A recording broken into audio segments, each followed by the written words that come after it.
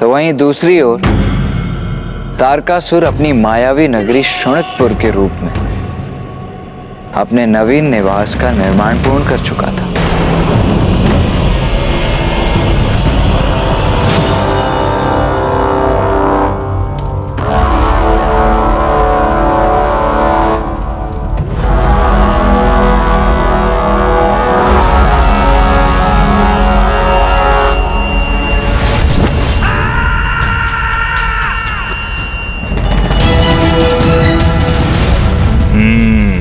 उचित है, श्रेष्ठतम है मेरा ये मायावी नगर और मेरा ये भवन, जिसकी माया किसी को भी भ्रमित कर सकती है। मेरा सिंहासन सर्वथा सुरक्षित है, कोई नहीं पहुंच सकता मुझ तक। महाराज, आपके लिए एक शुभ समाचार है। अभी नहीं अट्टासुर, बाद में बताना। आज अति आनंदित हूं मैं, क्योंकि आज मेरे शोणितपुर का निर्माण संपन्न हुआ है। इतनी कठिनाई से यह समाचार लाया हूँ और महाराज ने सुना भी नहीं।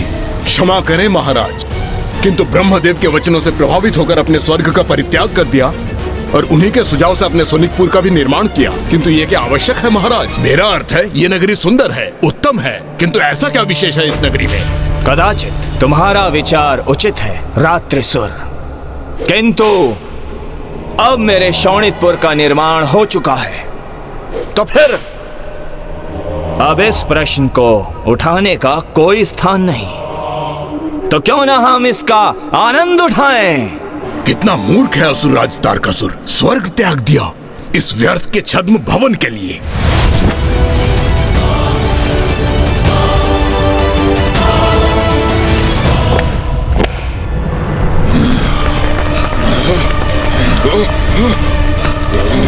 अरे ये क्या हुआ? ये कैसी ध्वनि है और ये भूकंप कैसा?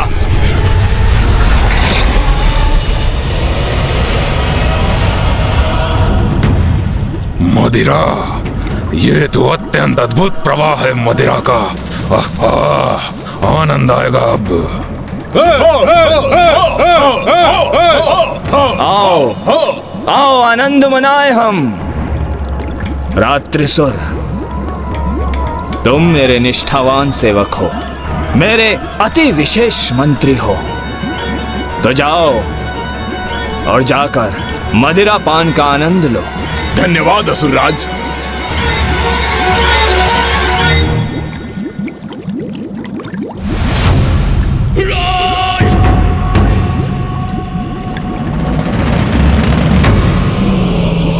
एक और तारकासुर अपने नवीन निवास शोणितपुर के निर्माण की प्रसन्नता में डूबा था, तो वहीं दूसरी ओर माता पार्वती महादेव के संग उनके निवास कैलाश पहुंची, जहां अब उनके समक्ष चकित कर देने वाला दृश्य था। देवी पार्वती, अपने दाहिने पांव से कलश को झुकाकर अपने नवीन आवास में प्रवेश कीजिए।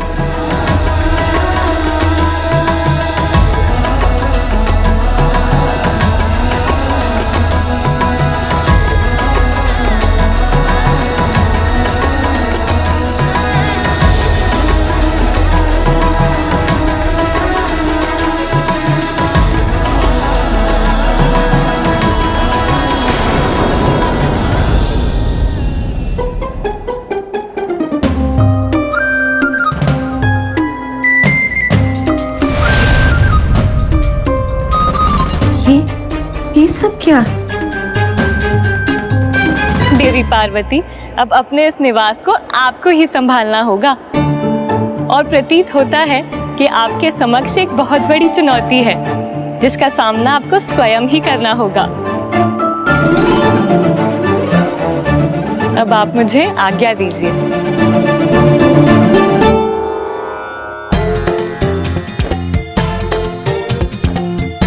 माते, माते। किंतु ये जल तो स्वच्छ नहीं है। नहीं माते, पानी तो ऐसा ही देता होना चाहिए माते, दे दिए। तोतला जी, आप समझे नहीं, माता को जल नहीं चाहिए। उती तो फिर। स्वामी, मुझे ज्ञात है पार्वती, तुम यात्रा से थक गए होंगे, इसलिए अब थोड़ी देर विश्राम कर लो।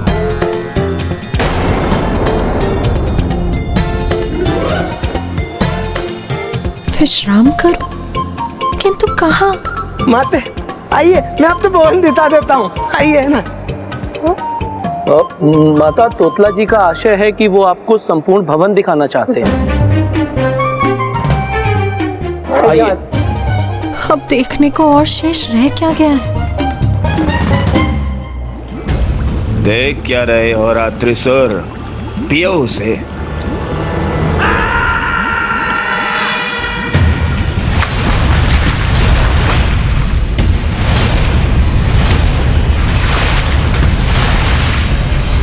मदिरा पान तो मैं भी करूंगा।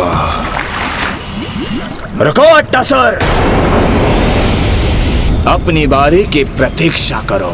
कार्य सभी मैं करूं और विशेष रहे ये रात्रिसुर मदिरा पान का आनंद ले। महाराज मुझे एक तुच्छ सेवक के समान ही समझते हैं, जो बस प्रतीक्षा ही करे अपनी बारी की।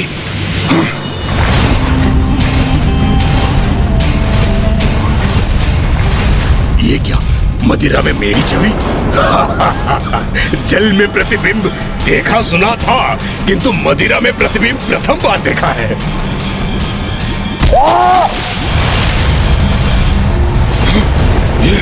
ये क्या हुआ? ये तो मदिरा में समाहित हो गया।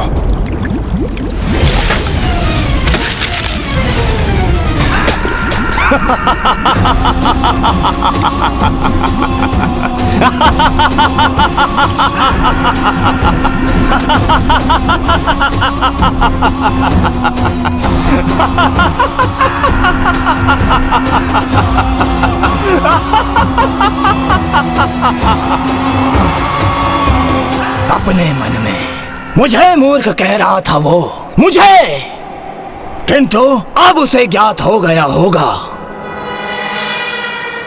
कि शोणितपुर में क्या विशेषता है। मायावी है मेरा शोणितपुर, मायावी। एक ऐसा मकड़ जाल जिसमें एक बार जो कोई फंसा तो फिर एक कीट पतंग के समान उसमें फड़फड़ाता रहेगा, किंतु वहां से मुक्त नहीं हो पाएगा।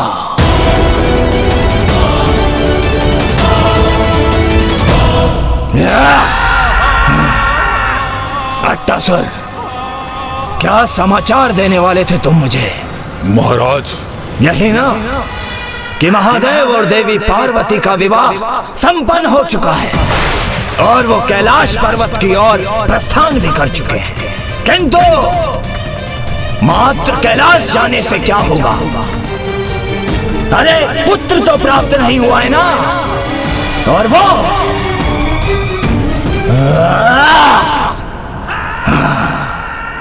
मैं कदापि संभव नहीं होने दूंगा।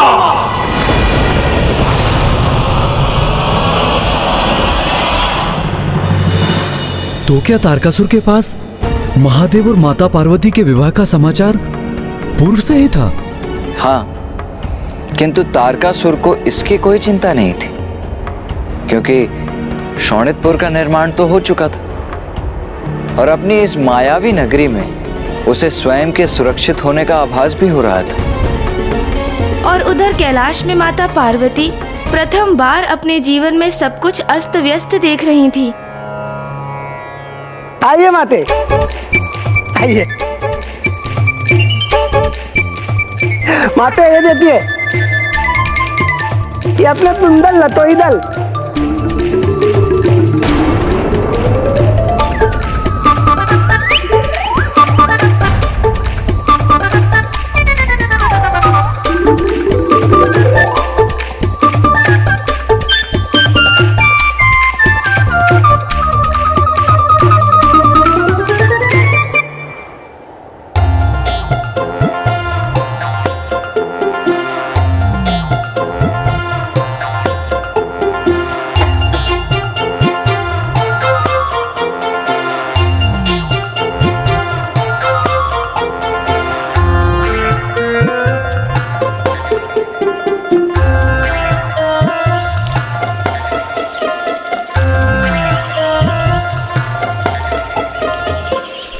माता, आपके लिए मैं फल लाऊं?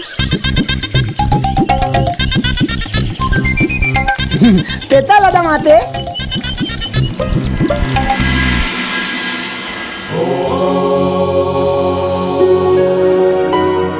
इन सब के मध्य स्वामी ध्यान मग्न है। स्वामी,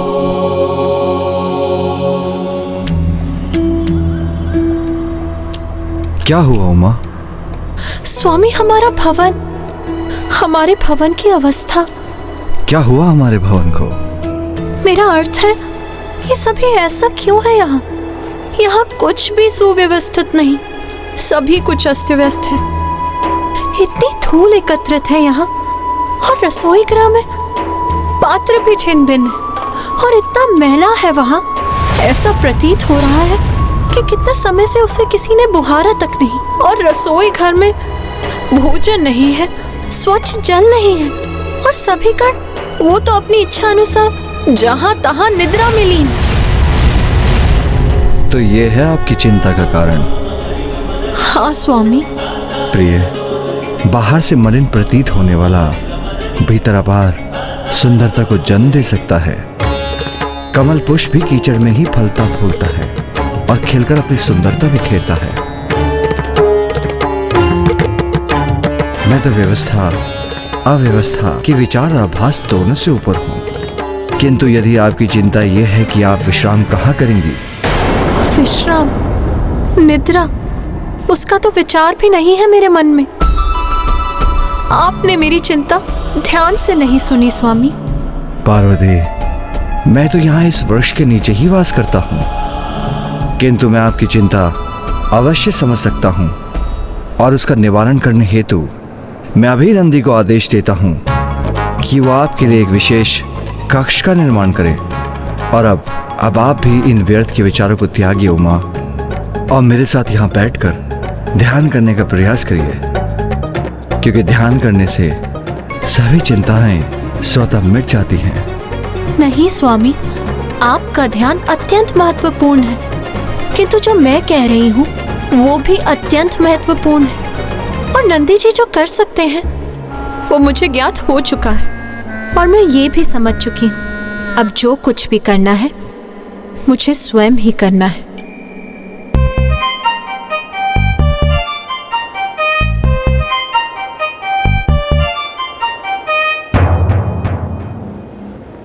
आप ध्यान कीजिए स्वामी, और मुझे यहाँ की अवस्था पर ध्यान देने दीजिए। यहाँ अब सब कुछ मुझे ही उचित करना होगा।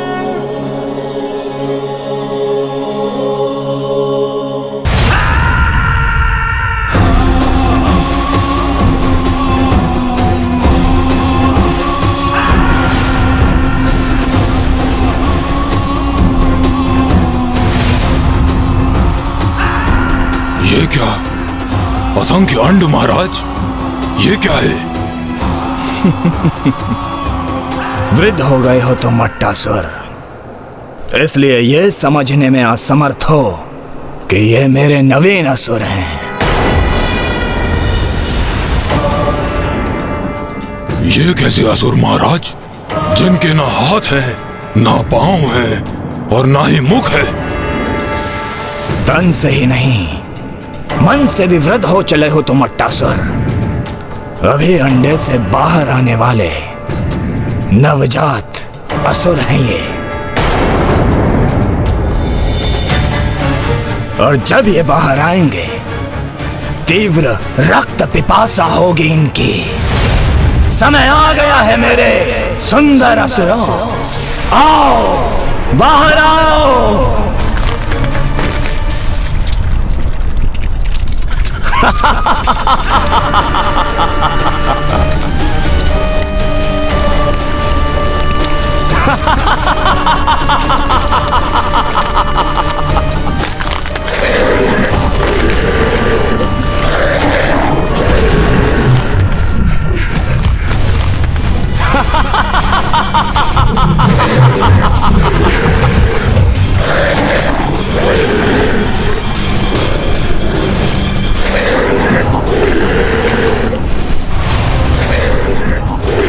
देखो, मेरे नवीन स्वामी भक्त असुर हैं ये।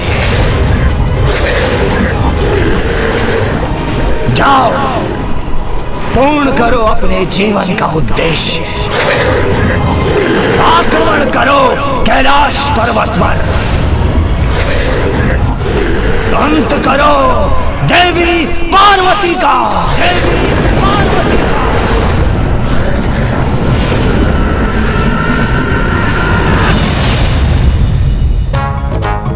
क्या स्वादिष्ट खाने के स्वप्न आ रहे हैं। अरे, स्वप्न में भी तुम्हारे स्वभाव की तुच्छता नहीं गई। स्वप्न भी देखा तो मात्र इसी का। अच्छा, तो निद्रा में भी इन्हें भोजन के ही स्वप्न आ रहे हैं। अरे वाह, इतना स्वादिष्ट भोजन।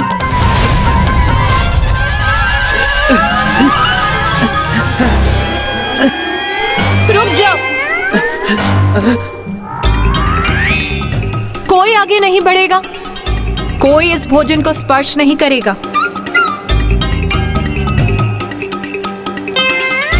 क्या हुआ माता? सब कुशल तो है ना?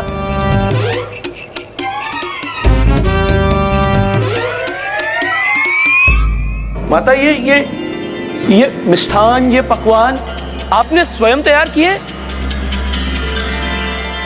माता, सत्य कहूं तो आज के पूर्व इस रसोई गृह में ऐसा कभी भी कुछ नहीं पका। और ये तो अत्यंत सुंदर प्रतीत हो रहा है। माता, हमें बहुत भूख लगती है, ते हम ये भोजन ताले? हाँ हाँ, अवश्य करो। रुको, किंतु सर्वप्रथम स्नान करो। उसके बाद इस संपूर्ण स्थान को बुहारो। फिर हम सभी एक स्वच्छ स्थान पर शिवलिंग की स्थापना करेंगे। फिर प्रभु की पूजा के बाद सर्वप्रथम महादेव के भोजन प्राप्त करने के बाद मैं तुम सभी को भोग प्रदान करूंगी। जो आज्ञा माता।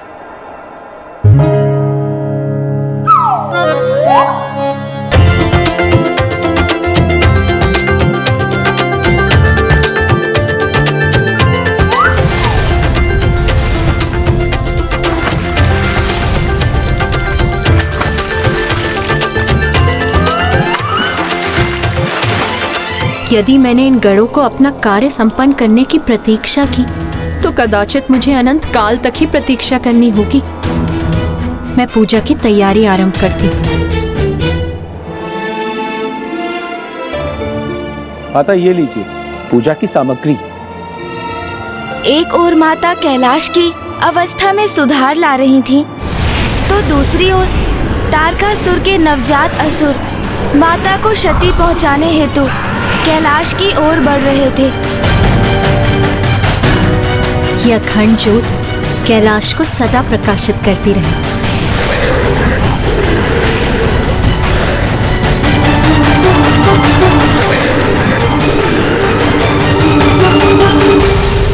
तो क्या तारकासुर के वे नवजात असुर माता को क्षति पहुंचाने में सफल हो गए थे ब्राह्मण देवता?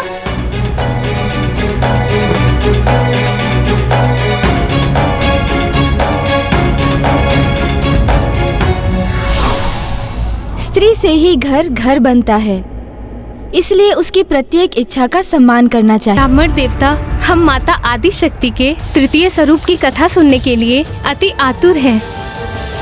माता आदि शक्ति की तृतीय स्वरूप है माता चंद्रघंटा। माता चंद्रघंटा। माता चंद्रघंटा।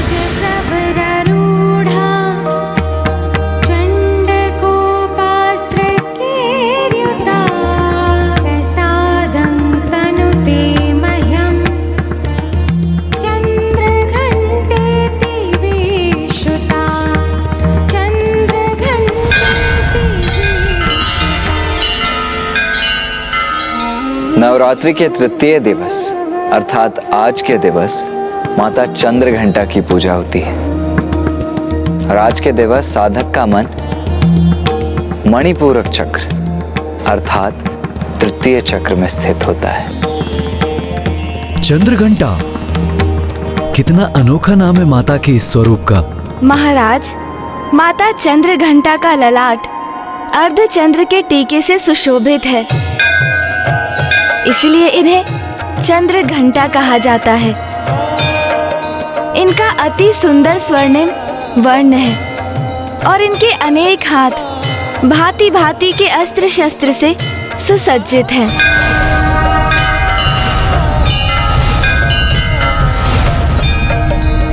ब्राह्मण देवता, आपने हमें ये तो बता दिया कि माता के इस स्वरूप के नाम में चंद्र का समावेश क्यों हुआ, किंतु उनके नाम में घंटा शब्द के जुड़ाव का क्या अभिप्राय है? इस प्रश्न का उत्तर देने हेतु मुझे आपको माता चंद्रघंटा स्वरूप के उजागर होने की कथा सुनानी होगी। ब्राह्मण देवता, कृपया करके ये कथा सुनाइए। माता पार्वती और महादेव का विवाह संपन्न हुआ और विधि विधान के अनुसार माता पार्वती की अपने मायके से विदाई हुई।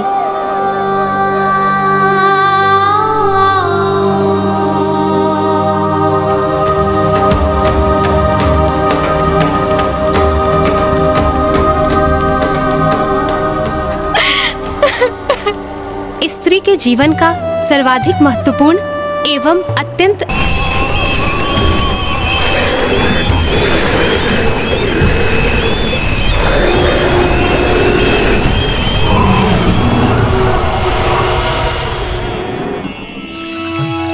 ओम नमः शिवाय, ओम नमः शिवाय, ओम नमः शिवाय, महेश्वराय, नागेन्द्रहाराय, त्रिलोचनाय, भस्मांगरागाय, महेश्वराय, नित्याय शुद्धाय, दिगंबराय, तस्मै नकाराय नमः शिवाय, नित्याय शुद्धाय, दिगंबराय, तस्मै नकाराय नमः शिवाय, नमः शिवाय, नमः शिवाय, नमः शिवाय।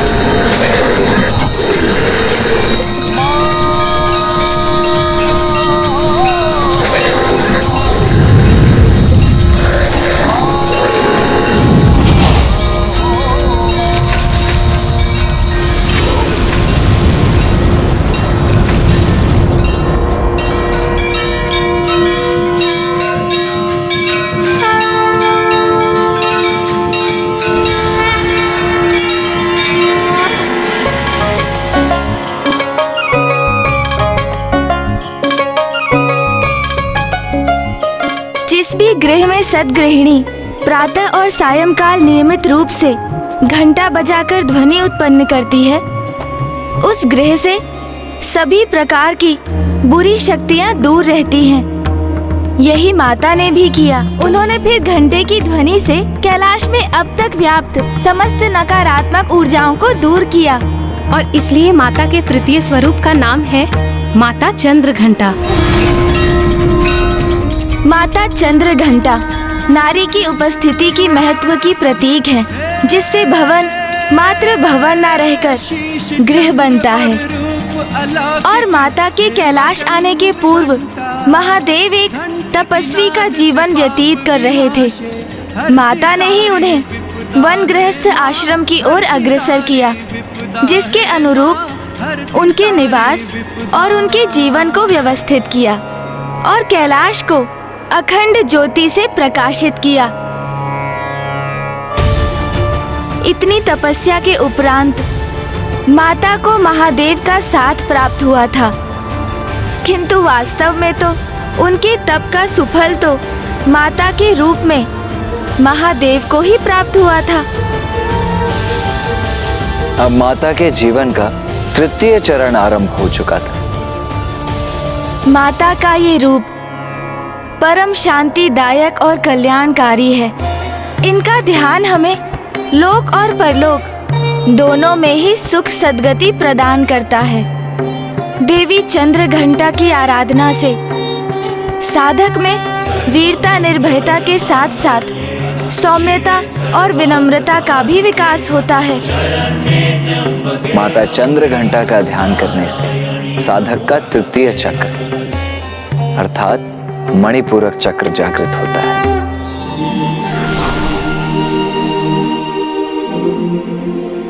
तृतीय चक्र अर्थात मणिपूरक चक्र हमारे विवेक को जागृत कर उसके चरम पर ले जाता है हमें। और जब हमारी कुंडलिनी के इस चक्र में ऊर्जा का प्रवाह होता है, तो हम अपने पूर्व के निर्णय के उचित और अनुचित पर पुनः विचार करने पर विवश हो जाते हैं। महाराज, माता, अब आप भी माता का ध्यान कीजिए। अवश्य।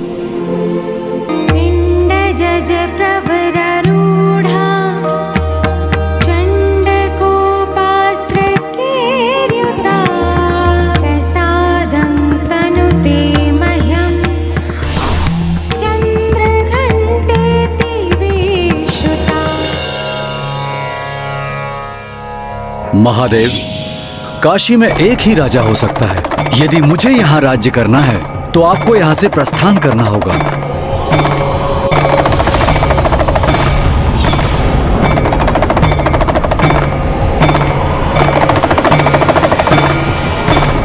क्या हुआ महाराज? आप कुशल तो हैं?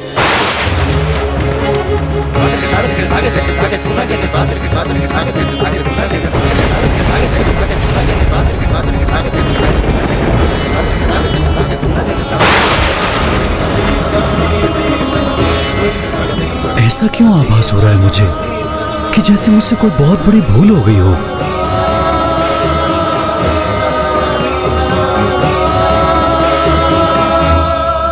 अब हम माता की आरती करेंगे।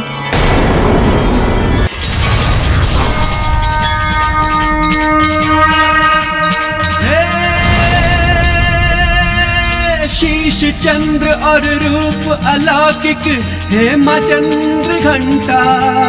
घंटे की नाद से पाप विनाश हरती सारी विपदा है माँ, हरती सारी विपदा है माँ, हरती सारी विपदा। कल प्रातः हम माता के चतुर्थ स्वरूप की कथा सुनेंगे। चतुर्थ स्वरूप अर्थात चतुर्थ दिवस। हर दिवस के साथ मुझे ज्ञान के साथ ग्लानि का आभास क्यों हो रहा है?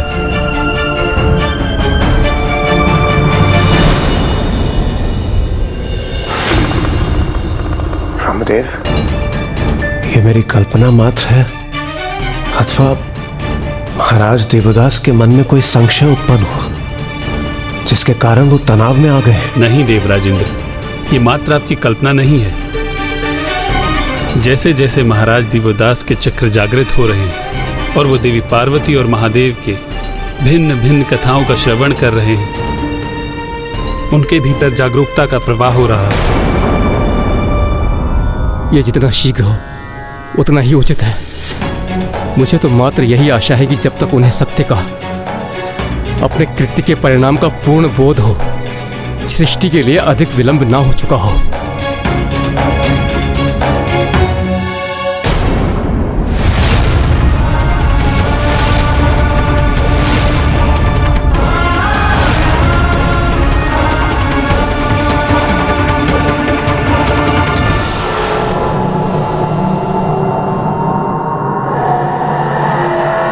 काशी में मात्र एक ही राजा रह सकता है, फिर वो काशी राजा आप हैं अथवा मैं। इसका निर्णय मैं आप पर छोड़ता हूँ प्रभु। और यदि राजा बनने का कर्तव्य मुझे पालन करना है तो आपको काशी छोड़कर जाना होगा महादेव, तो आपको काशी छोड़कर जाना होगा महादेव। नाथ,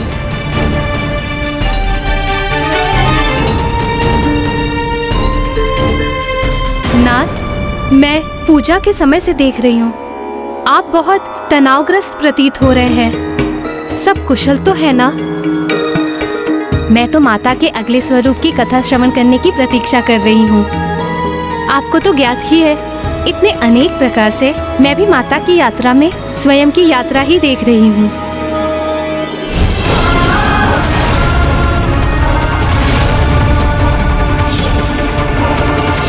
आज जीवन में मुझे पहली बार आभास हो रहा है कि जैसे मुझसे कोई भूल हुई है।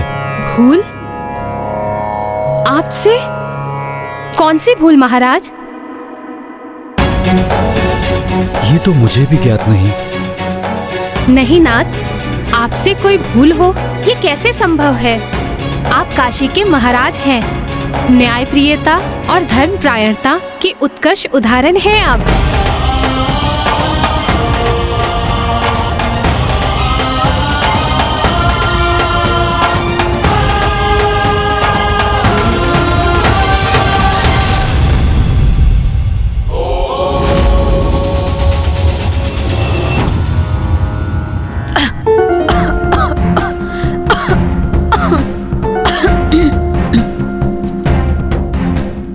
माता आदिशक्ति, मुझे शक्ति दीजिए कि मैं यहाँ बंदी रहने की अपार पीड़ा सह सकूं।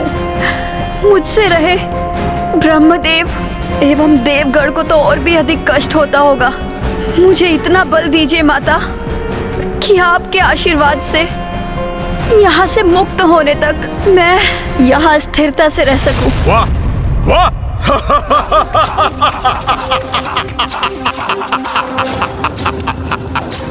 वेद माता, बड़ी निस्वार्थ प्रार्थना की है तुमने। वेद की देवी, सुनो मेरा सुझाव।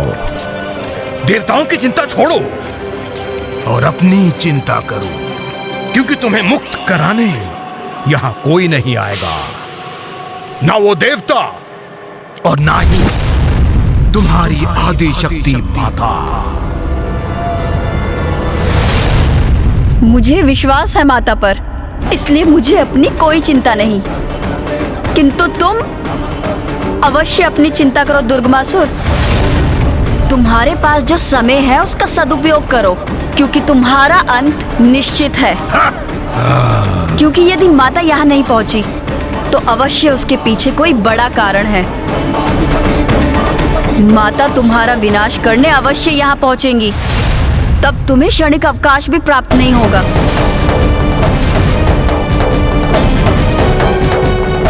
आदि शक्ति नमो नमः। रक्षा कीजिए माता। बड़ा दम है ना इन्हें अपनी माता की शक्ति का। तो मैं भी देखता हूँ कब यहाँ पहुँचती है और क्या करती है। प्रथम पूज्य गणेश जी और देव सेनापति कुमार कार्तिक नवरात्रि की चतुर्थी की पूजा आरंभ करने ही वाले हैं। हमें भी तैयारियां प्रारंभ करनी चाहिए। ब्रह्मदेव, नारायण, वेद माता के बिना हम देवता निरंतर अशक्त और लाचार होते जा रहे हैं, और गणेश जी और कुमार कार्तिकेय माता की कथा सुना रहे हैं। प्रभु, अभी तो नवरात्रि का चतुर्थ दिवस ही है, किंतु हमें अब अपनी समस्या के निदान हेतु और प्रतीक्षा करना कठिन हो रहा है। देवगण, आपका कष्ट भली भांति ज्ञात है हमें, किंतु आप तनिक वेद माता की वेदना की कल्पना कीजिए, जो दुर्गमासुर की बंदी है। देवी आदिशक्ति की पीड़ा का विचार कीजिए, जो काशी में अकेले रहकर महादेव से विलग होने की पीड़ा सह रही है। और स्वयं महादेव को देखिए, जो इतने व्यग्र, जो उनके वश में है, वो सभी कर रहे हैं गणेश और कुमार कार्तिकेय। उनकी शक्ति माता की भक्ति है। आप भी माता में अपना विश्वास स्थिर रखिए और पूर्ण भक्ति भाव से नवरात्रि पूजन संपन्न कीजिए और विश्वास रखिए, भक्त की भक्ति कभी असफल नहीं होती। मुझे क्षमा कर दीजिए ब्रह्मदेव। नारायण, मैं हताश और निराश हो रहा था, इसलिए क्षण भर के लिए अपना धैर्य खो बैठा।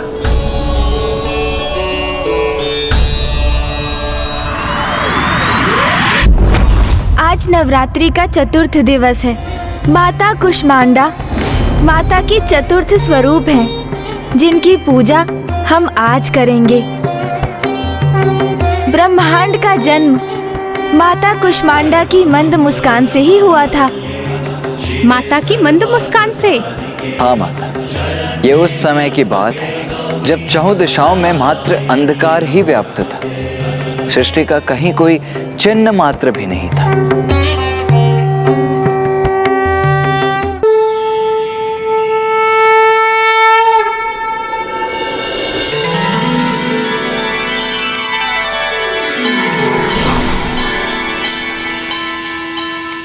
चंद्र भी पूर्ण हो गया, बने माथे की शोभा। त्रिलोचन भी काल की जग में लागे अलौकिक है आभा। स्वामी आविष्कार की है और नीलकंठ कहलाए। जटा में धारण करके गंगा की प्यास बुझाए।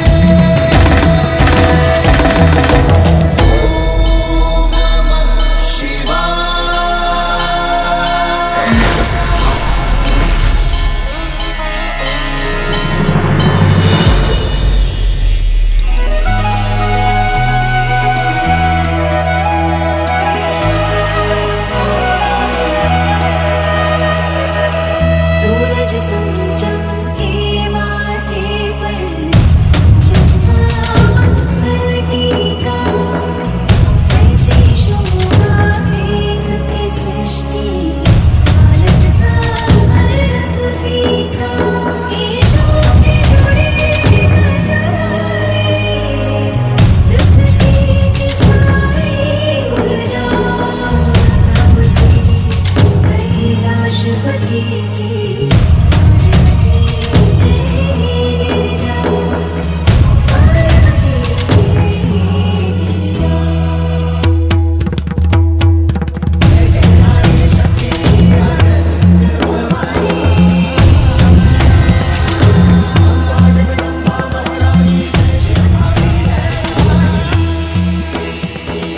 हसमुख स्त्री प्रतीक है एक सुखी संपन्न परिवार का, और माता के लिए परिवार तो पूरी सृष्टि थी। इसलिए महादेव के साथ उनकी हंसी और मुस्कान ने अंधकार को दूर कर एक नवीन सृष्टि को जन्म दिया।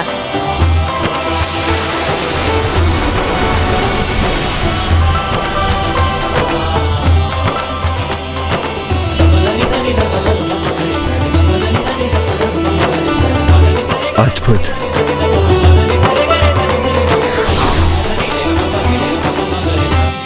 माता ने अपनी मंद मुस्कान से संपूर्ण सृष्टि को प्रकट कर दिया था। पृथ्वी, ग्रह, सूर्य, तारे, आकाश गंगा। किंतु सृष्टि को जीवन हेतु सूर्य देव के प्रकाश की आवश्यकता थी, तो माता ने स्वयं को सूर्य के मध्य स्थित किया और उनकी जीवनदायिनी ऊर्जा और प्रकाश की स्रोत बने।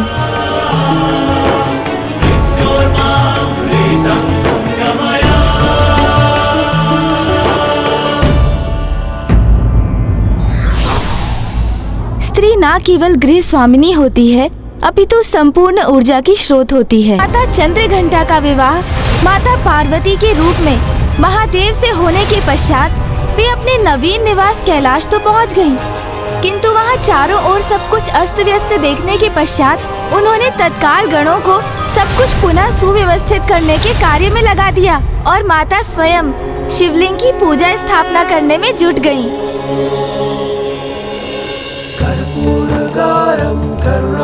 माता संसार सारम भुजगेंद्रहारम सदा वसंतम हृदयारविंदे भवं भवानि। माता ये लीजिए पूजा की सामग्री। एक ओर माता कैलाश की अवस्था में सुधार ला रही थीं, तो दूसरी ओर तारकासुर के नवजात असुर माता को क्षति पहुंचाने हेतु कैलाश की ओर बढ़ रहे थे। ओम नमः शिवाय, ओम नमः शिवाय। यह अखंड ज्योत कैलाश को सदा प्रकाशित करती रहे और मेरे निवास से अंधकार और बुरी शक्तियों को सदा दूर रखे।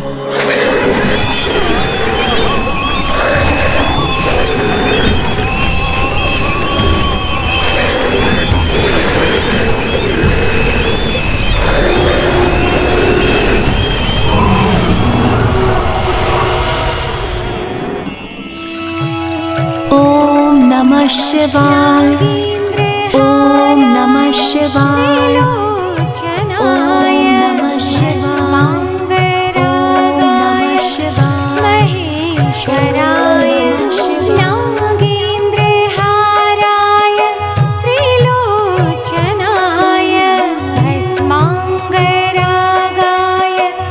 महेश्वराय नित्याय शुद्धाय दिगंबराय तस्मै नकाराय नमः शिवाय। नित्य चाहिए, सदा नारी का सम्मान करना चाहिए। ब्राह्मण देवता, मैं तो अपने पति देव को सदा यही कहती आई हूँ कि अपनी पत्नी को सुखी रखिए, क्योंकि मैं मुस्कुराऊंगी तो राजभवन में सदा प्रसन्नता स्थापित रहेगी।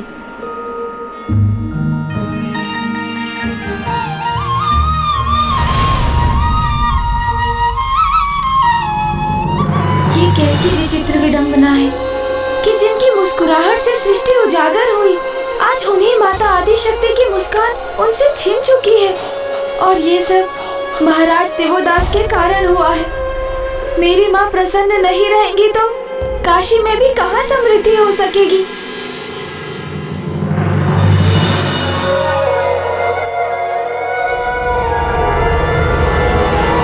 और ये भी कहा जाता है कि जहाँ नारी की पूजा होती है, देवता भी वहीं वास करते हैं।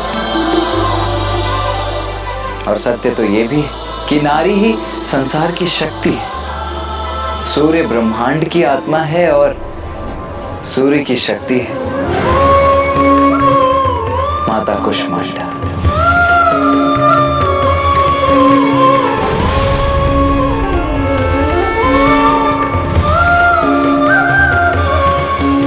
माता कुष्मांडा हृदय के चक्र में वास करती है, जिसे अनाहत चक्र भी कहा जाता है। ये तो सर्वथा उचित है कि माता कुष्मांडा सूर्य के हृदय में निवास करती हैं, इसीलिए वो समस्त ऊर्जा का स्रोत भी हैं। इसीलिए नवरात्रि के चतुर्थ दिवस पूर्ण हृदय से माता कुष्मांडा की पूजा करनी चाहिए।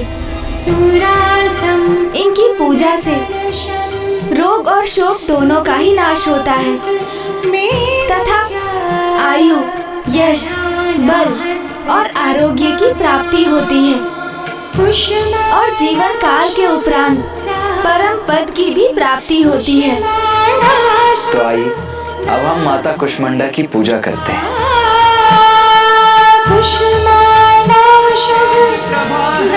हे माता कुष्मांडा इस ब्रह्मांड की रचना तुझसे तुझसे सूर्य की उष्मा है माँ, तुझसे सूर्य की उष्मा है माँ, तुझसे सूर्य की उष्मा।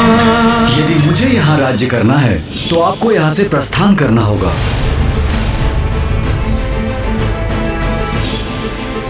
उस दिवस भी जगत पिता महादेव मुझे ऐसे देख रहे थे जैसे अपने प्रिय पुत्र को देख रहे हो। जब अनाहत चक्र निर्वाध रूप से कुंडलिनी की ऊर्जा से प्रकाशित होता है तो तब व्यक्ति अपने अहंकार के भाव से पूर्णतः रिक्त होकर संबंधों की असीम गहराइयों को समझकर उन्हें स्वीकार कर लेता है। जैसे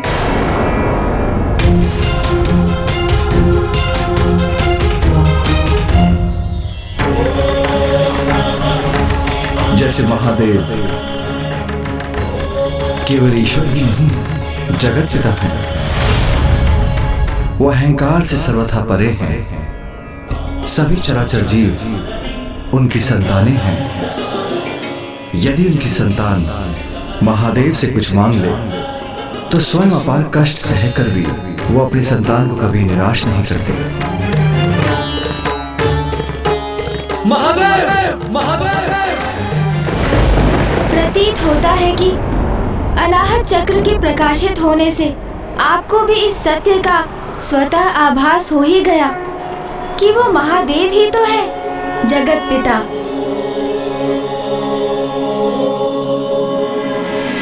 अब हम माता की आरती करेंगे। पर अद्भुत तेज प्रभा है हे माता कूष्मांडा, इस ब्रह्मांड की रचना तुझसे तुझसे सूर्य की उष्मा है माँ, तुझसे सूर्य की उष्मा है माँ, तुझसे सूर्य की उष्मा। महाराज, माता, कल नवरात्रि का पंचम दिवस है और कल हम माता के पंचम स्वरूप स्कंद माता की कथा सुनेंगे।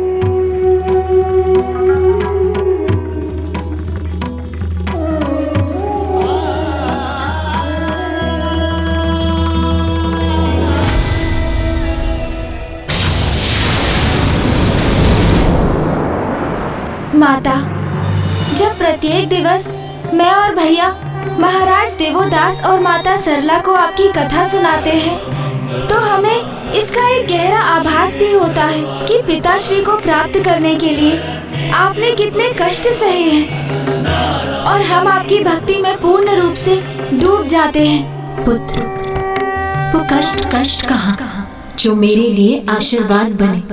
तब से मुझे महादेव का सानिध्य प्राप्त हुआ और उनसे विवाह के उपरांत कैलाश मेरा निवास बना। और पुत्र, कल तुम एक ऐसी कथा कहने जा रहे हो जो मेरे हृदय के अत्यंत निकट है, मुझे अत्यंत प्रिय है। मेरे मातृत्व के सुख को प्राप्त करने की कथा, जब मुझे कार्तिक पुत्र रूप में प्राप्त हुआ।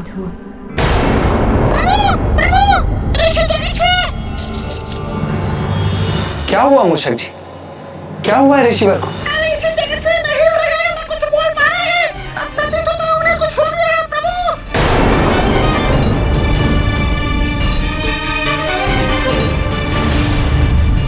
जाओ पुत्र, वहां जाकर अपना कर्तव्य निभाओ।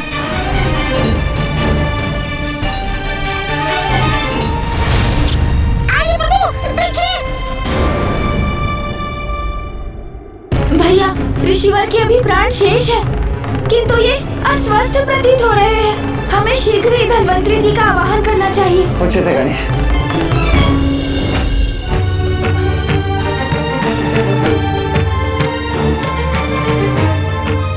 मैं इनके मुख में एक औषधि डालता हूँ। किंतु धन्वंतरी जी, ऋषिवर तो कुछ भी ग्रहण नहीं करेंगे। उन्होंने निर्जल और निराहार रहने का संकल्प लिया है। उस अवस्था में मैं लेप लगाकर इनका उपचार करने का प्रयास करता हूँ।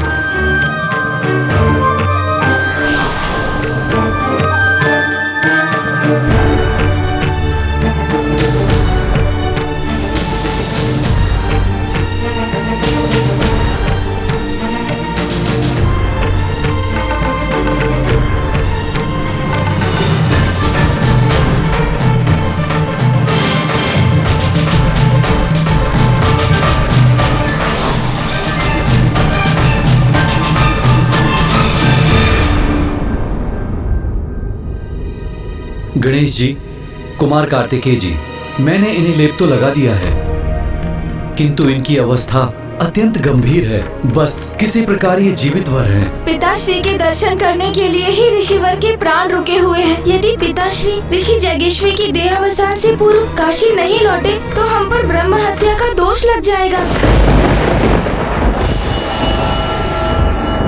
नवरात्रि का आज पंचम दिवस है और आज हम माता के स्कंद माता स्वरूप की उपासना करते हैं।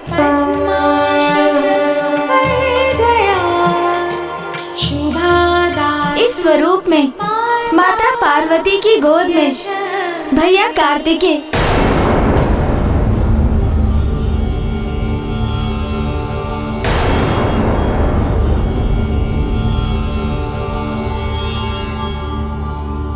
भैया?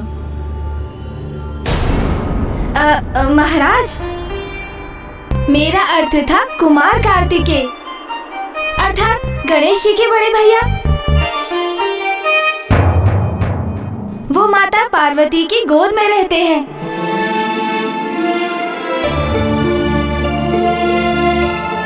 अर्थात माता को इस स्वरूप में मातृत्व सुख प्राप्त हुआ। माता बनने का सुख अवश्य प्राप्त किया उन्होंने, किंतु साधारण नारियों की भांति नहीं। अर्थात माता ने गर्भ धारण कर कुमार कार्तिकेय को जन्म नहीं दिया।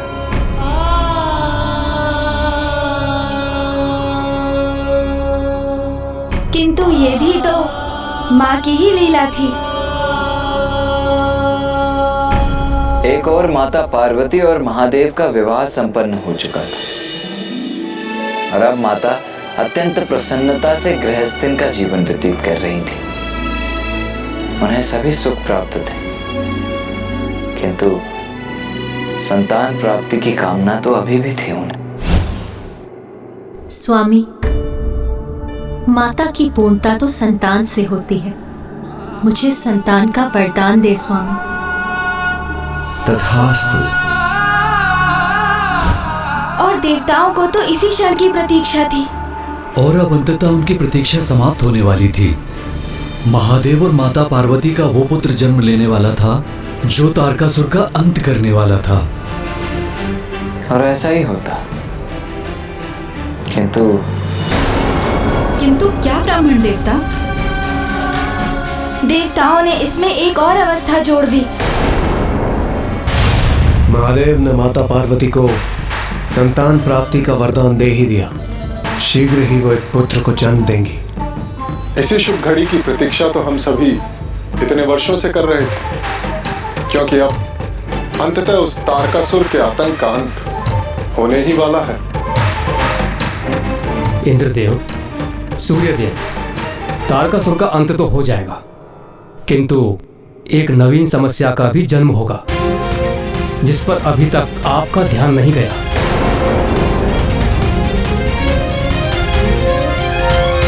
समस्या? कैसी समस्या अग्निदेव? महादेव अतुलनीय बल के सागर हैं और माता आदिशक्ति समस्त ब्रह्मांड में व्याप्त शक्ति की प्रतीक हैं। स्वयं प्रकृति हैं वो। महादेव और माता दोनों अनंत अपार हैं। उनके संयोग से उत्पन्न पुत्र महावीर और महायोद्धा होंगे, जिनकी शक्ति का अनुमान लगाना भी कठिन है। और उनकी अपार शक्ति यदि स्वर्ग पर लक्षित हुई तो कहीं मेरा पद ही मुझ न छिन जाए।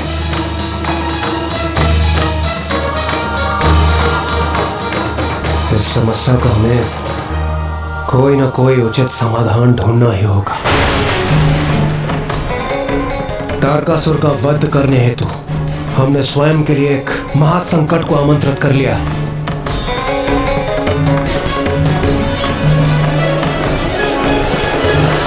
देवराज, अब इसका मात्र एक ही उपाय शेष है।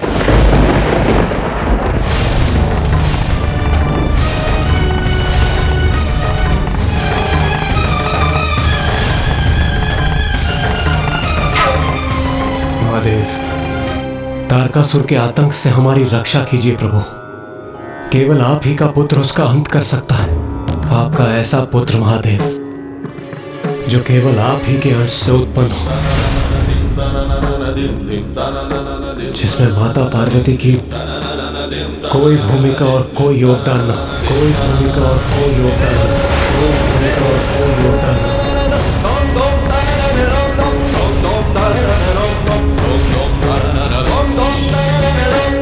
स्वामी, माता की पूर्णता तो संतान से होती है। मुझे संतान का वरदान दे स्वामी। तथास्तु, तथास्तु। महादेव, हम पर कृपा कर हमें ये वचन लीजिए कि आपके और माता पार्वती के सहयोग से अभी कोई पुत्र जन्म नहीं लेगा। माता की पूर्णता तो संतान से होती है। मुझे संतान का वरदान दे स्वामी।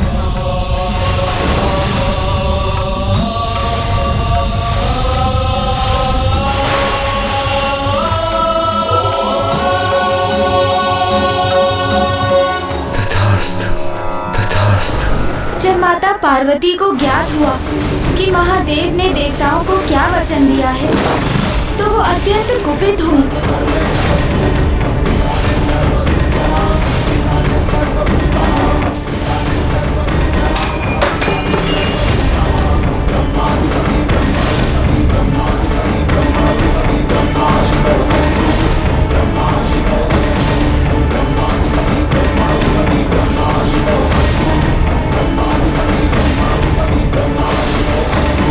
देवताओं ने महादेव से ऐसा अनुचित वरदान मांगने का दुस्साहस भी कैसे किया। मैं उन्हें श्राप देती हूँ। आज के बाद देवता भी अपने पत्नियों के योगदान से अपनी संतान की उत्पत्ति के सुख से वंचित रहेंगे।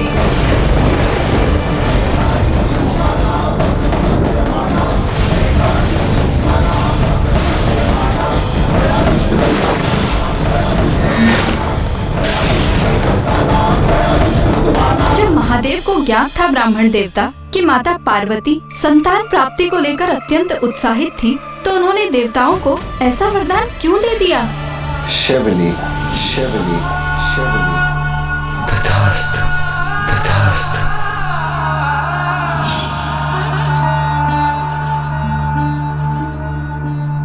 ना कुछ उनकी इच्छा के बिना हुआ है और ना कुछ उनकी इच्छा के बिना होगा। अर्थात ब्राह्मण देवता, इस वरदान के पीछे भी महादेव की कोई लीला छिपी हुई थी। आपने सर्वथा उचित समझा महाराज। वास्तविकता में इस घटना के पीछे पूर्व काल में घटित एक प्रसंग था। एक बार महादेव और माता पार्वती भ्रमण कर रहे थे।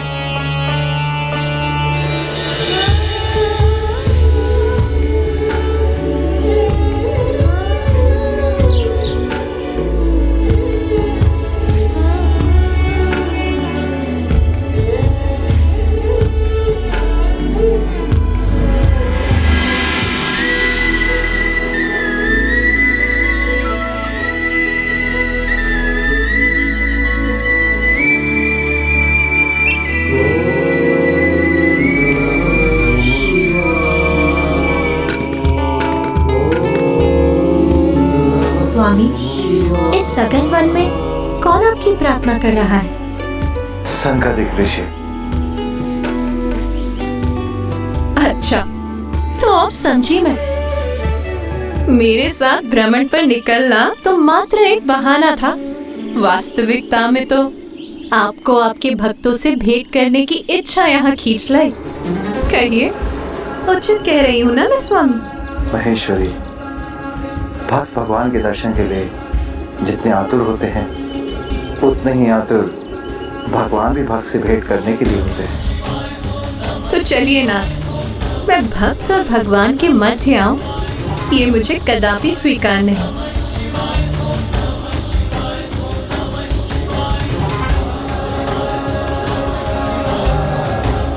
ओम नमः शिवाय।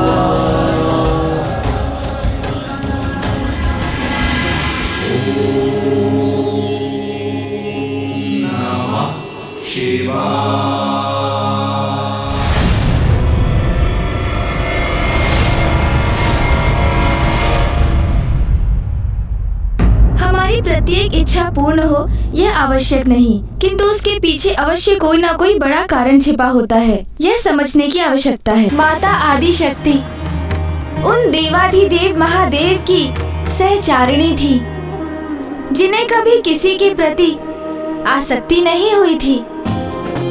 अब उन्हीं महादेव का स्नेह पाकर माता अत्यंत प्रसन्न थी और उसी प्रसन्नता से माता के शरीर से जो दिव्य तरंगे प्रस्फुटित हुई, उसने अंधकार को दूर कर एक नवीन प्रकाशमय सृष्टि की रचना करने आरंभ कर दी।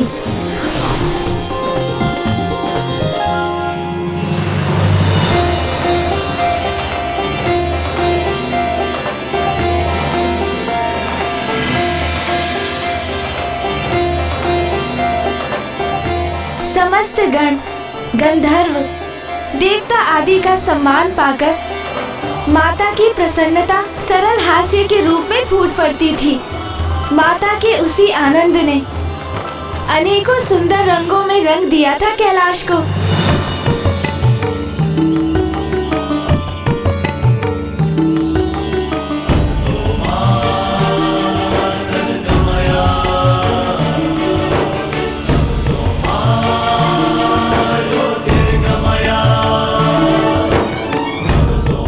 माता के आगमन से समस्त कैलाश में आनंद का नाद गूंज उठा है। ऐसा प्रतीत होता है मानो माता ने एक नवीन कैलाश का सृजन किया हो। मेरी प्रभु से यही प्रार्थना है कि माता सदैव इसी प्रकार से आनंदित रहें, क्योंकि उन्हीं की प्रसन्नता के कारण ही समस्त कैलाश आनंद से झूम उठा है। माता कुष्मांडा की मुस्कुराहट इसकी भी प्रतीक है कि एक नारी की मुस्कान से ही पुरुष का संसार संपूर्णता को प्राप्त करता है। जहाँ नारी प्रसन्न होती है, वो गृह भी प्रसन्नता से परिपूर्ण होता है, और जहाँ नारी दुखी रहती है, उस गृह में सुख और चैन स्थापित नहीं होता।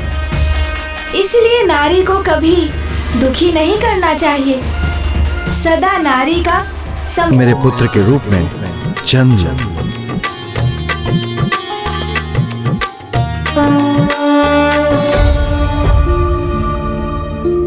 धन्यवाद प्रभु, आपका ही पुत्र बनकर जन्म लेना तो मेरा सौभाग्य होगा। अर्थात केवल आपका पुत्र नाथ?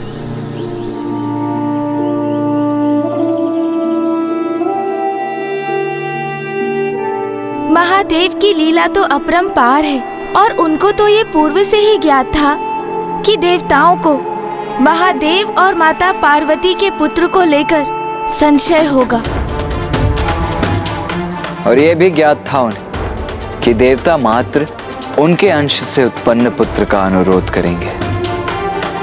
इसीलिए महादेव ने पूर्व से ही सनत कुमार को उनके पुत्र के रूप में जन्म लेने का वरदान दे दिया था। और इस प्रकार महादेव ने अपने दोनों वरदानों की मर्यादा रखी। एक जो उन्होंने सनत कुमार को दिया था, और दूसरा जो उन्होंने देवताओं को प्रदान किया था। किंतु उन्होंने माता पार्वती को भी वरदान दिया था, तो फिर उसका क्या हुआ ब्राह्मण देवता?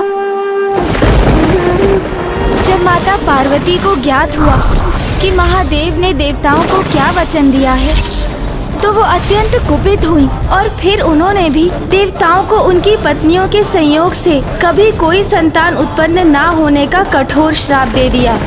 वही वरदान जो देवताओं ने महादेव से मांगा था। तो क्या माता के इस श्राप के कारण देवताओं की कभी कोई संतान नहीं हुई? माता पार्वती का शाप था कि देवता अपनी पत्नियों के योगदान से संतान उत्पन्न करने में असमर्थ होंगे, किंतु परोक्ष रूप में वो संतान प्राप्त कर सकते थे। इसलिए भविष्य में अपनी ऊर्जा को एक पात्र में स्थित कर वो ऐसा करेंगे कि पांडवों का जन्म इसी विधि से होगा। जब देवराज इंद्र, यमराज और वायुदेव अपनी ऊर्जा देवी कुंती को प्रदान करेंगे, और उनकी ऊर्जा से क्रमशः महान धनुर्धारी अर्जुन, धर्मराज युधिष्ठिर और महाबली भीम उत्पन्न होंगे। एक नारी होने के नाते मैं माता पार्वती की पीड़ा समझ सकती हूँ, किंतु फिर माता का उग्र रूप कैसे शांत हुआ ब्राह्मण देवता?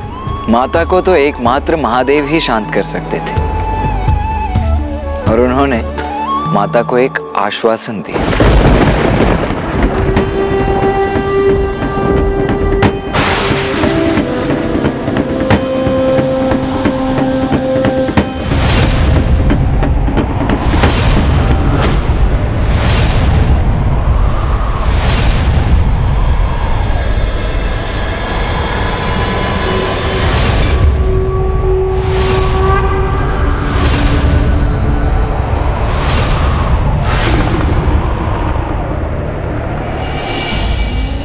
स्वामी, एक नारी के लिए इससे बड़े दुर्भाग्य की बात और क्या हो सकती है भला? उनका वरदान मेरे लिए श्राप के समान है। मुझसे मेरे मातृत्व का सुख छीन लिया उन सभी। उमा, हम जगत पिता और जगत माता हैं, और देवता भी तो हमारी ही संतानें हैं। उनकी रक्षा भी हमारा ही दायित्व है, जो तभी संभव होगा जब हमारा ये पुत्र मेरे ही अंश से उत्पन्न हो।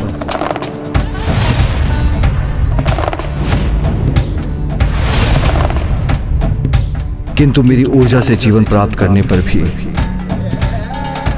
उसके जन्म में आपका भी सहयोग होगा,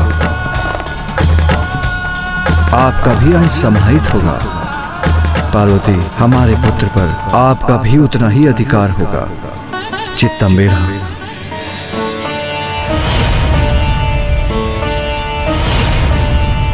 स्वामी, क्या ये संभव है? किंतु कैसे? मुझ पर विश्वास रखिए उमा।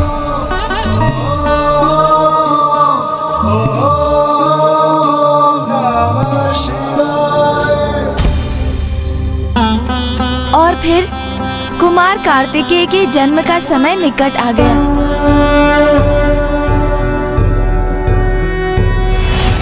योगीश्वरो महासेनः कार्तिकेयो अग्निनन्दनः स्कन्दः कुमारः सेनानिः स्वामी शंकर संभव।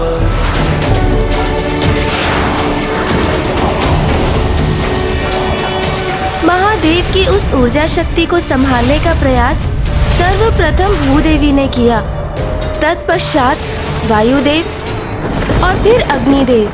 किंतु सभी देव अपनी असीम शक्ति लगाने के पश्चात भी उस ऊर्जा को संभालने में अक्षम रहे। महादेव की ऊर्जा को संभाल पाना तो माता गंगा के लिए भी असंभव प्रतीत हो रहा है।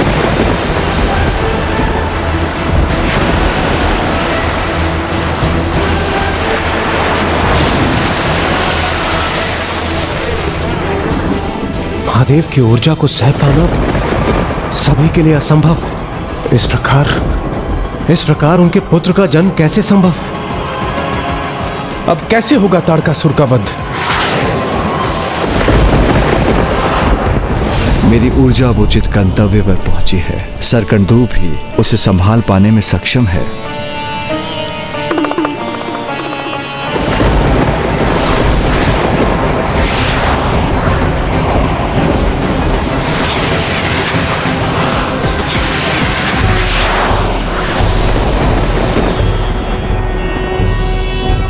योगीश्वरो महासेनः कार्तिकेयो अग्निनन्दनः स्कन्दः कुमारः सेनानिः स्वामी शंकर संभव।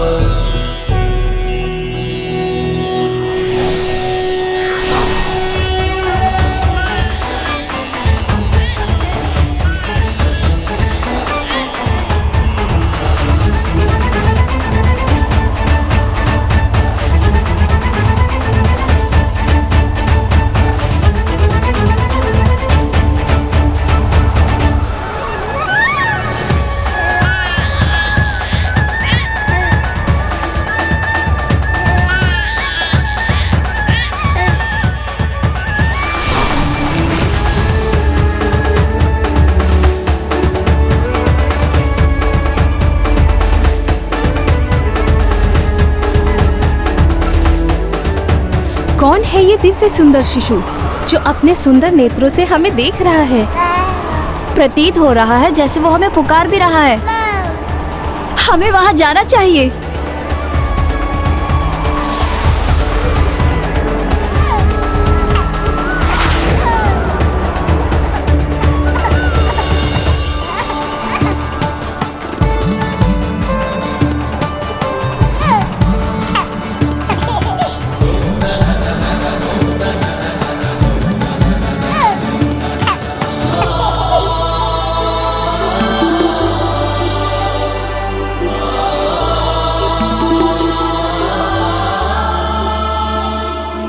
ये दिव्य शिशु तो महादेव पुत्र है। जब सारे देवताएं महादेव का ऊर्जा संभालने का प्रयास कर रहे थे तो मेरी दृष्टि उन पर गई थी और ये सुंदर शिशु महादेव की ऊर्जा से उत्पन्न हुआ है।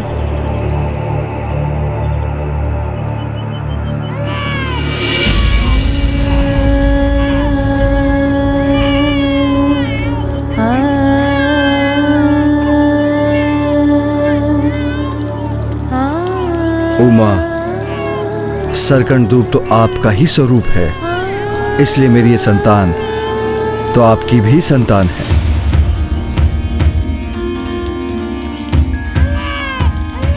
मेरा पुत्र भूखा होगा, मुझे उसे आहार देकर उसका पोषण करना चाहिए। इसे तो भूख लगी है इसलिए रुदन कर रहा है।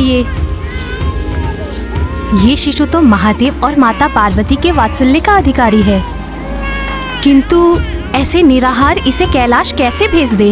नहीं, हमें इसका पोषण करना चाहिए, इसे आहार प्रदान करना चाहिए। उमा, मुझे ज्ञात है आप अपने पुत्र को अपने आंचल में भरकर उसे सस्नेह आहार देने के लिए आतुर हैं,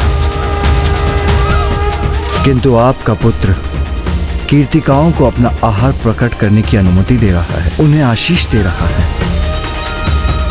जिसके उपरांत वह आपके पास कैलाश आ जाएगा।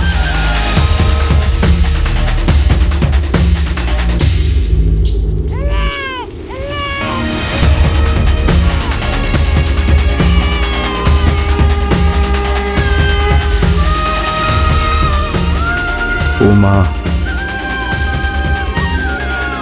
आप जिसे एक नवजात शिशु के रूप में देख रहे हैं, वो महायोद्धा बनकर कैलाश पहुंचेगा। उमा,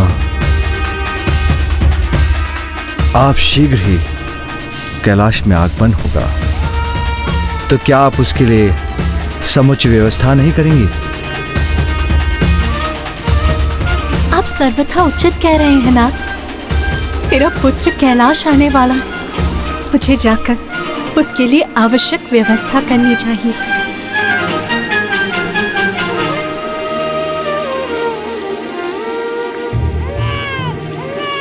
बस बस पुत्र, मैं अभी तुम्हें दुग्धपान करा देती हूँ। अरे अरे अरे, अब क्या तुम ही इस बालक पर अपना सारा स्नेह न्योछावर करोगी? हमें भी तो इसे दो। हमें भी दो, हम खिलाएंगे इस बालक को, हम खिलाएंगे इस बालक को। अरे अरे, एक ही समय में हम सभी एक बालक को कैसे आहार दे सकती हैं?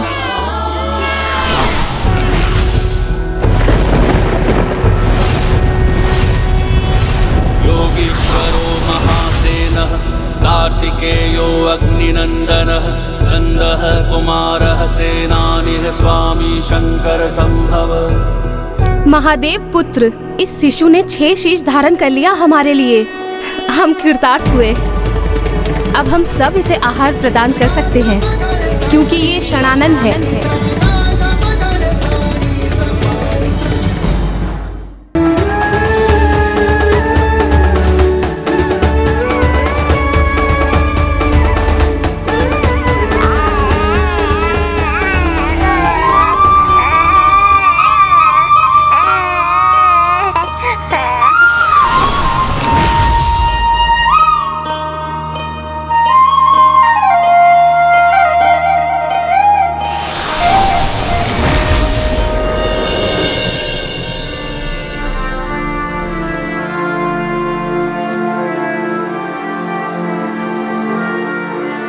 और इस प्रकार उन महायोद्धा महादेव पुत्र कुमार कार्तिकेय का जन्म हुआ, जो भविष्य में तारकासुर का वध करने वाले थे।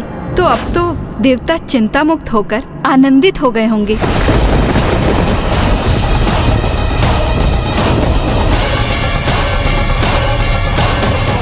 नहीं, देवराज इंद्र अभी भी सशंकित थे।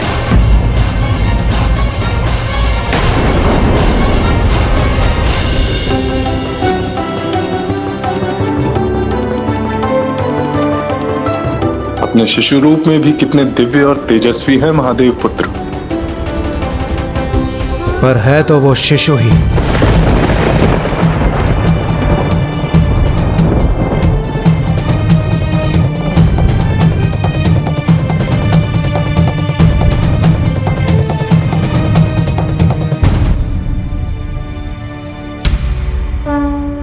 मैं समझने में असमर्थ हूं, ये शिशु तारकासुर से युद्ध कैसे कर सकता है? इंद्रदेव सर्वथा उचित कह रहे हैं।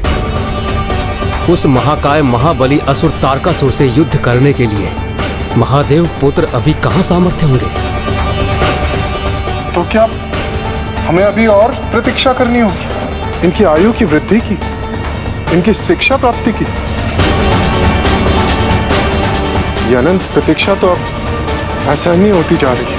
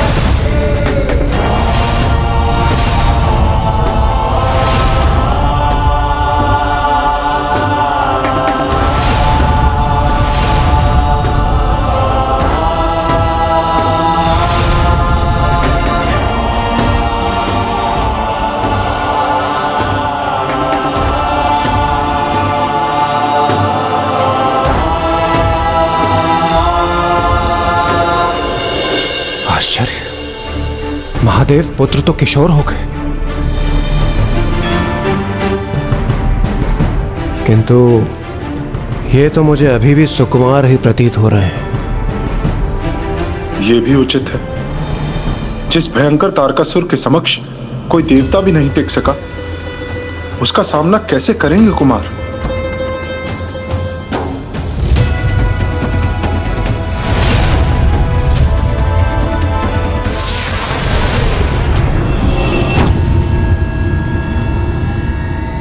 क्यों नहीं समझ रहे महाराज? जिनका जन्म हुआ है उनके समक्ष आप कदापि नहीं टिक सकेंगे। नियति निर्धारित है। अब तो आप इस सत्य को स्वीकार कीजिए महाराज। बहुत अभिमान था ना आपको अपने विश्वास पर, किंतु स्वयं को सुरक्षित रखने की आपकी सभी योजनाएं असफल रही।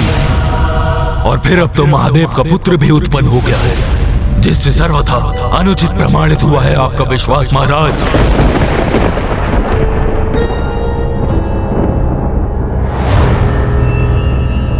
और वो महादेव पुत्र ही आपका काल बनेगा, और वो महादेव पुत्र ही आपका काल बनेगा।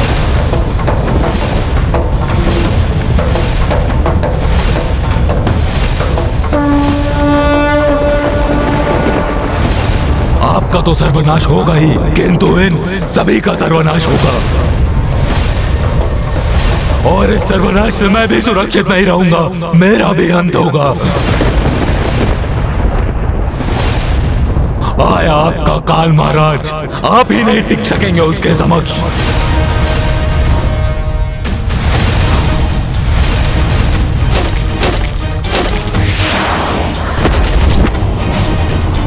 काल हूं तुम्हारा, शीघ्र जन्म लेकर तुम्हारा वध करूंगा मैं।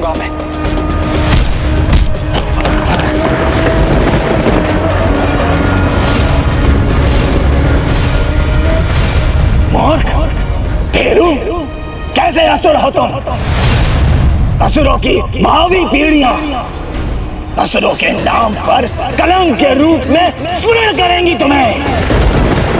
मुझसे ऐसे दुर्वचन कहने का दुस्साहस कैसे किया तुमने? विजयदान! जी महाराज। पंचा को बुलाओ। जी महाराज। पंचा! पंचा! पंचा! अब ये पंचा कौन है?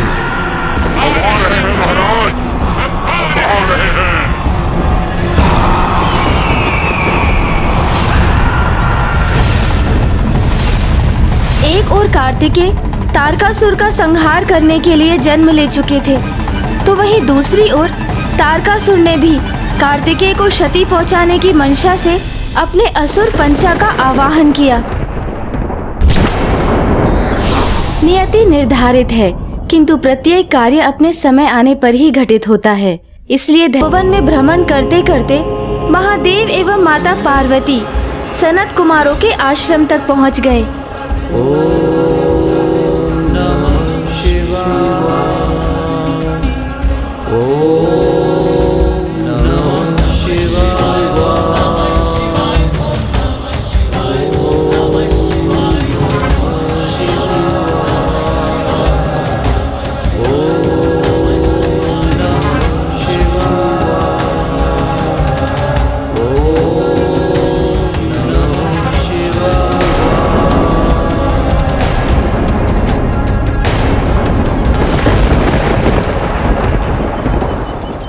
महादेव, माता पार्वती, प्रणाम।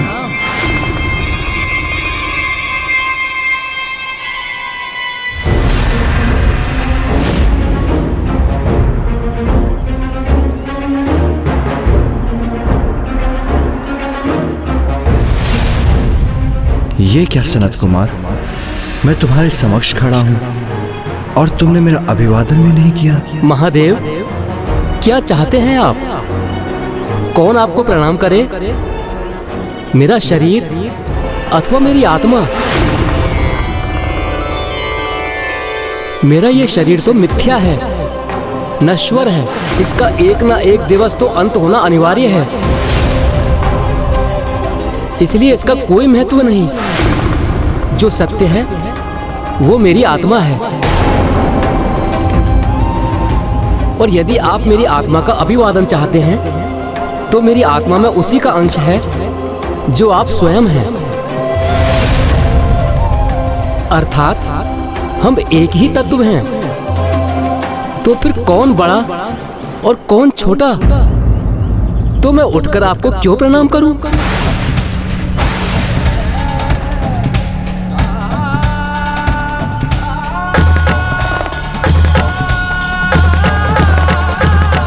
मैं तुम्हारे तत्व ज्ञान से प्रभावित हुआ।